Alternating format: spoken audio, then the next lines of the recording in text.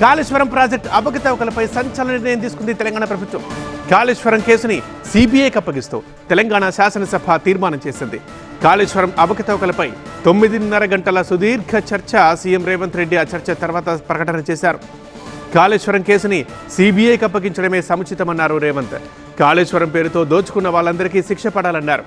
నిజాయితీగా నిష్పక్షపాతంగా విచారణ జరగాలనే కాళేశ్వరం కేసుని సిబిఐకి ఇస్తున్నట్లు ప్రకటించారు సీఎం.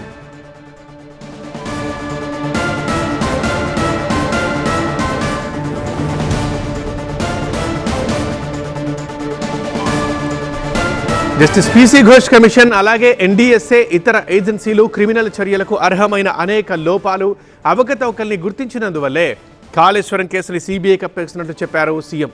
నిర్లక్ష్యము, దురుద్దేశము, ఉద్దేశపూర్వకంగా వాస్తవాల్ని తొక్కిపెట్టడము, ఆర్థిక అవకతవకలు ఇలా అనేక అంశాల్ని commission ప్రస్తావించిందన్నారు CM.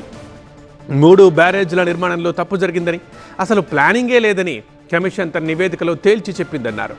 Medigadda కుంగడానికి planning, design, నాణ్యత, నిర్వహణ లోపాలే కారణమని ఎన్డీఎస్ఏ గుర్తించిందని అన్నారు.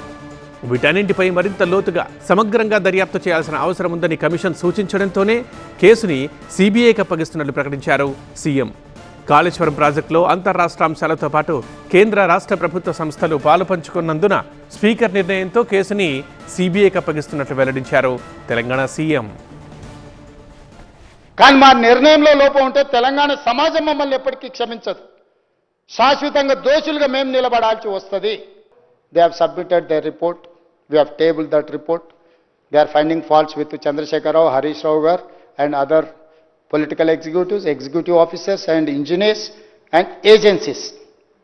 ఇన్ని రకాల మల్టిపుల్ కాంప్లికేషన్స్ ఉన్నాయి అధ్యక్ష.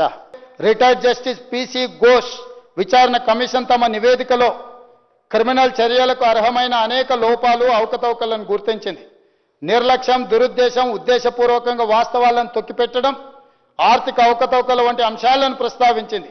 3 బ్యారేజ్ల నిర్మాణంలో తప్పు జరిగిందని, అసలు ప్లానింగ్ లేదని కమిషన్ తేల్చి చెప్పింది అధ్యక్ష. National dam safety authority NDSA నివేదిక ప్రకారం మేడిగడ్డ బ్యారేజ్ వైఫల్యానికి ప్లానింగ్, డిజైన్, క్వాలిటీ కంట్రోల్ లోపాలు కారణమని తేలింది. నాణ్యత, నిర్వహణ సరిగా లేకపోవడం వల్ల నిర్మాణంలో లోపాలు ఏర్పడ్డాయని ఎన్డీఎస్ఏ గుర్తించింది.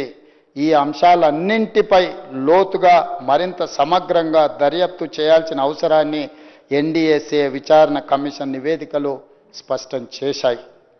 ఈ ప్రాజెక్టులో అంతర్రాష్ట్ర అంశాలు, కేంద్ర రాష్ట్ర ప్రభుత్వాలకు చెందిన వివిధ శాఖలు, ఏజెన్సీలు పాలు పంచుకున్నాయి.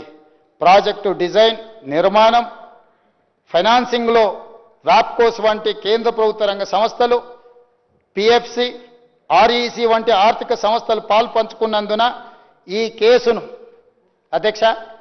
కేసును సెంట్రల్ బ్యూరో ఆఫ్ ఇన్వెస్టిగేషన్కి అప్పగించడం సముచితము. అందుకే ఈ కేసు దర్యాప్తును సెంట్రల్ బ్యూరో ఆఫ్ ఇన్వెస్టిగేషన్కు అప్పగించడానికి సభ నిర్ణయం తీసుకుంటున్నది తమ అనుమతితో అధ్యక్ష. ఎన్నో రకాల అంశాలు, విచారణ అర్హమైన విషయాలు ఇందులో ఉండడం వల్ల సిబిఐ ఎంక్వైరీకి మా ప్రభుత్వం ఆదేశాలు జారీ చేయనైనది. ఈ సభ దీన్ని ఏకగ్రీవంగా ఆమోదించి సిబిఐ ఎంక్వైరీలో ఊరు, పేరు, అంచనాలు మార్చి దోచుకున్న వాళ్ళందరినీ శిక్షించడానికి అవసరమైన నిజాయితీతో కూడుకున్న విచారణ జరగాలని ఆశిస్తూ తమరి దగ్గర సెలవు తీసుకుంటున్న అధ్యక్ష.